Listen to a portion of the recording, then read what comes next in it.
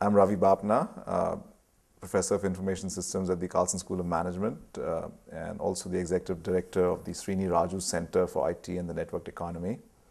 The thing that excites me most in today's environment is the fact that we have close to 1 billion people who are connected with each other using some form of social media, whether it's Facebook, Twitter, or if you add up the rest. We have another 5 billion people who actually have mobile phones. And if you sort of take this collective mass of humanity and you start seeing how they interact with each other, that really opens up lots of interesting opportunities for businesses, for research, and also for social change.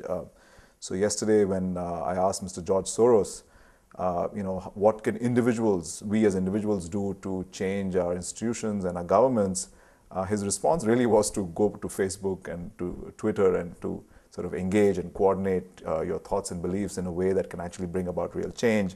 And of course, he was referring to the Arab Spring and sort of the other sort of movements that we've seen where these technologies have really facilitated very widespread change that was hard to bring about otherwise.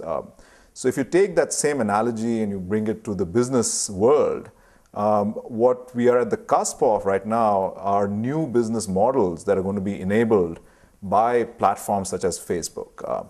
So for example, if you're, let's say, traveling to California and you need to rent a car for a few hours, there is a business out there called getconnected.com, and this allows for peer-to-peer car lending, right? So if if I need to, let's say, test drive a electric car, let's say a Tesla, and there's no Hertz or Avis that's going to give me that. If I go to Get Connected, I could probably find somebody who's willing to let me rent that car for 2 hours.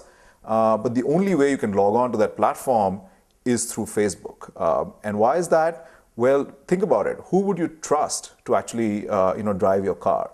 Or whose car would you trust to sort of actually take on the highway, right? So when people use the Facebook community and when people build a business model around that, what the underlying sort of belief is that they can look at the way people interact with each other as friends, understand the measures of social distance and social trust that can be very sort of organically and in real time captured from that. How many times you, let's say, liked a person's post, how many times you were in a photograph together.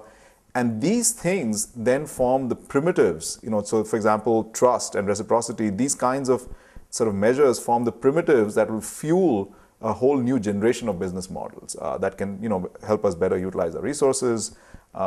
Similar kinds of applications are happening for, let's say, room rentals. So Airbnb is another example.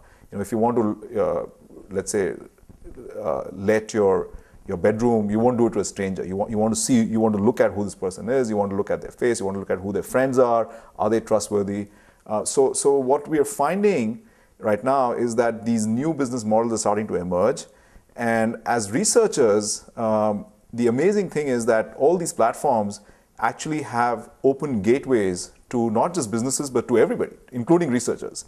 So this gives us a very unique opportunity, perhaps never before we've had such an opportunity to get into these platforms as researchers to sort of design experiments in a natural sort of context, as somebody calls do the stuff in the wild, right?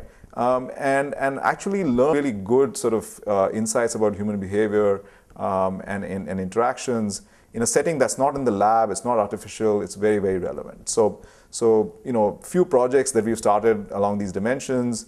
We can go into the Facebook API, for example, and take the economic games that we used to play anonymously, perhaps in a lab, and take the same game and design an app on Facebook, recruit subjects, give them real incentives, and take the traditional measures of trust and reciprocity, but link them to really sort of revealed preference style, social strength of social time measures that can be dynamically real time, contextually captured from platforms such as Facebook. So I think it's a really, really exciting time. We have really a unique opportunity to answer using, advanced econometric techniques, using, real world sort of randomized trials, questions that have been around for a long, long time. I mean, questions of peer influence, identifying peer influence. This is a puzzle that's, sort of intrigued social scientists, economists, people in all spheres for a long, long time.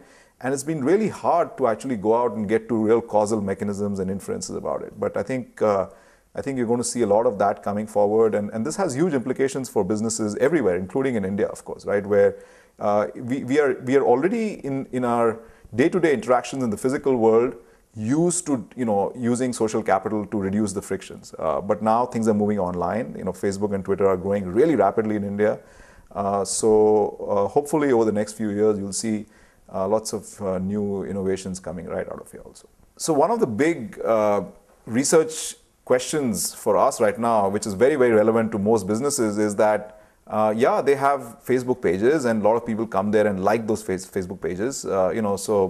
A large retailer, even in India, could have 1 million people that like the Facebook page. But how do you monetize that, right? How do you actually create revenue out of those, or even engagement? Forget about revenue, right? And what are the different sorts of levers that you can use to convert those people who are now participating with each other on your sort of online real estate into sort of valuable customers that will stick with you. So we are working on these problems right now, and we'd love to engage with anybody else who's interested. So please reach out to us.